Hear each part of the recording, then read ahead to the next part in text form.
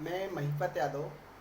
आज हम अंतर्राष्ट्रीय रिलेशन के अंतर्गत बात करेंगे कि विदेश नीति किस प्रकार से प्रभावित होती है। जो हमारे आस पड़ोस में जितनी भी अंतर्राष्ट्रीय घटनाएं घटती हैं उनका हमारी विदेश नीति पर क्या प्रभाव होता है। वैसे अगर कहा जाए तो भारतीय विदेश नीति की जो कर्णधाता हैं वो हैं जवाहरलाल नेहरू जी। यानी उन्होंने भारत को उस बदलती परिस्थितियों के अनुसार गुटनिरपेक्षता की नीति के गुटनिरपेक्षता की जो हमारी विदेश नीति का प्रमुख शब्द है वो गुटनिरपेक्षता के लिए नेम कहते हैं, जिसे नन अलाइनमेंट मोमेंट, उसके अंतर्गत रखा। अब मैं आपको बात बताऊं, उन्होंने एक चीज़ और बताई थी कि जो दक्षिण या जो पूर्व एशिया में या जो उत्तर दक्षिण एशिया में जितनी भी घटनाएं घटित होती हैं उनका भारतीय विदेश नीति पर बहुत प्रभाव पड़ता है। अब चाइना को ही देख लीजिए।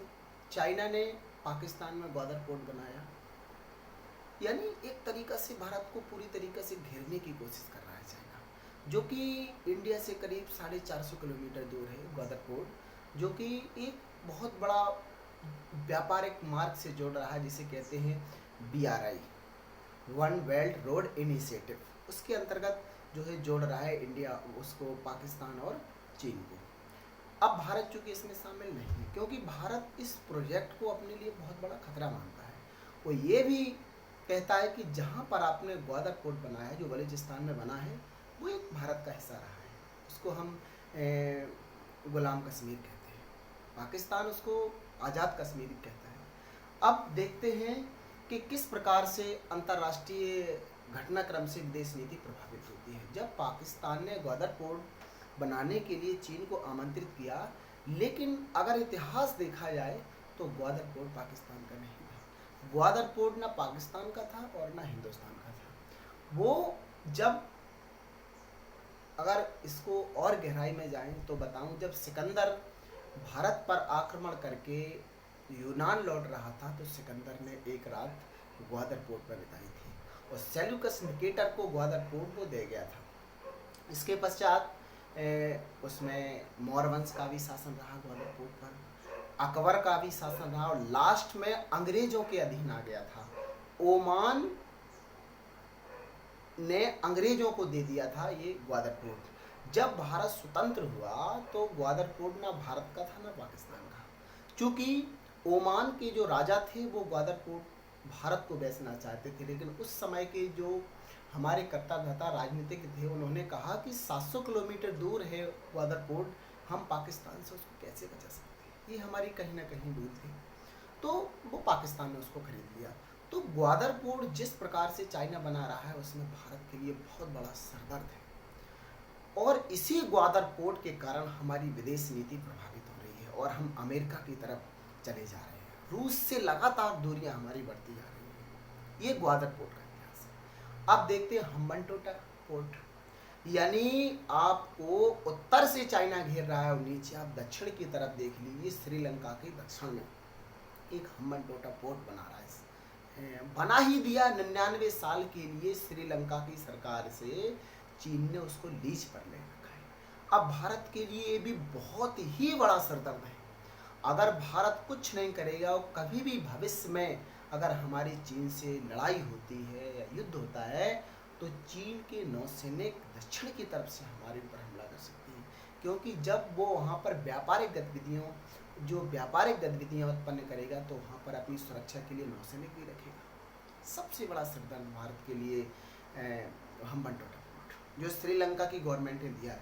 बशर्ते आपको एक बात बताऊं, अभी हाल में जयशंकर प्रसाद ने एक श्रीलंका के राष्ट्रपति गोतबाया राजपक्षे के साथ बातचीत की और एक समझौता किया है कि विदेशी सेनाएं इसका उपयोग ना करें तो अच्छा रहेगा। तो श्रीलंका ने पूर्ण रूप से भारत को विश्वास दिलाया कि हमारी जो नीति है उसमें चाइना फर्स्ट नहीं है, इंडिया फर्स्ट है। हमारा सबसे अच्छा पड़ोसी इंडिया है, लेकिन मैं आपको बताता हूँ युद्ध के समय कोई भी समझौता नहीं देता है, सारे के सारे समझौते टूट जाते हैं। अब दूसरी बात, यहाँ पे इंडिया को घेर रखा है। अब इसके बाद आप चलिए म्यांमार में भी बना रहा है एक बंदरगाह है। भारत का जो सिलीगुड़ी हाईवे है जो सिक्किम के पास से गुजरता है, बड़ा नैरो सकरा है हाईवे, बहुत ही उसकी चौड़ाई कम है।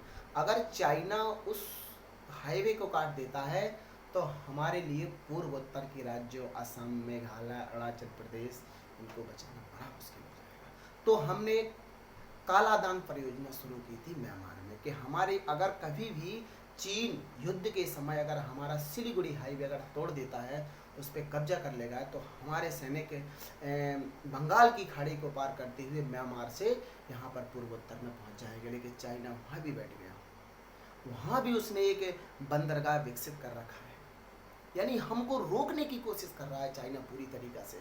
तो हमें इन घटनाक्रमों को देखते हुए अपनी विदेश नीति में परिवर्तन करना पड़ा है। जो भारत गुटनिरपेक्षता की नीति पे चल रहा था, अब हम गुटनिरपेक्षता की नीति पर उतना नहीं चल सकते हैं। वक्त का तकाजा है, हमें ये बदलना ही होगा। देखिए, रूस से हमारी बिल्कुल दूरियां बढ़ रही हैं, अमेरिका से हमारी दूरियां घट रही हैं। क्या कारण है?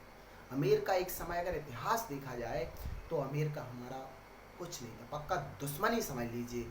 जिस समय भारत और पाकिस्तान के बीच 1971 में युद्ध हुआ तो उस समय अमेरिका के राष्ट्रपति निक्सन थे।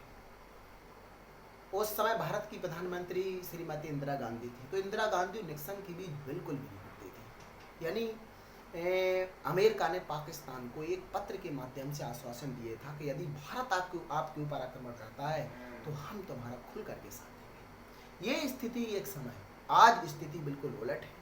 अमेरिका हमारे साथ है, हर मैटर में अमेरिका हमारा साथ दे रहा है। तो इसका क्या कारण है? सबसे पहला कारण है चीन। चीन पूरी दुनिया में उभरती हुई अर्थव्यवस्था, बहुत तीव्र गति से बढ़ती हुई अर्थव्यवस्था है। तो अमेरिका को एक डर सता रहा है कि मेरी बात साथ खत्म हो रही है।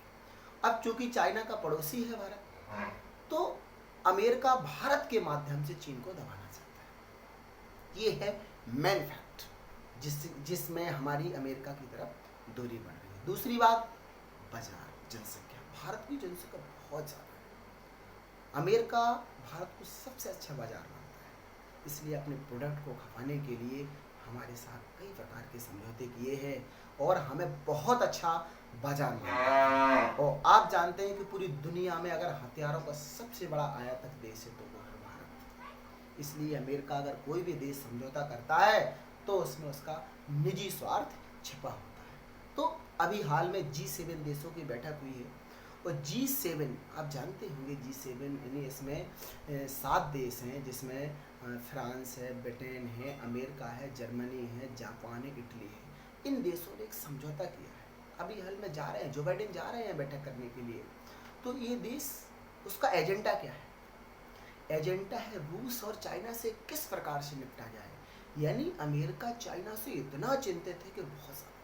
अगर भारत अमेरिका के F-35 भी मांग लेगा, एक उन्नत विमान भी मांग लेगा, तो अमेरिका उसमें मना नहीं करेगा, क्योंकि वो किसी भी प्रकार से चाइना को नीचे लाना चाहता है। तो तभी नेहरू जी ने कहा था कि भारतीय विदेश नीति अपनी परिस्थितियों के अनुसार बदलती है। कुछ लोग नेहरू जी को गलत मानते हैं, लेकिन मैं अपने नेता की नीयत पर कभी भी शक नहीं करता हूँ। उस समय की परिस्थितियाँ आप देख लीजिए कि भारत संक्रमण के दौर से गुजर रहा था, तो आप भी अगर उस समय होते तो आप ही ऐसे ही निर्णय करते हैं। मिलते हैं आपको एक नए टॉपिक के साथ।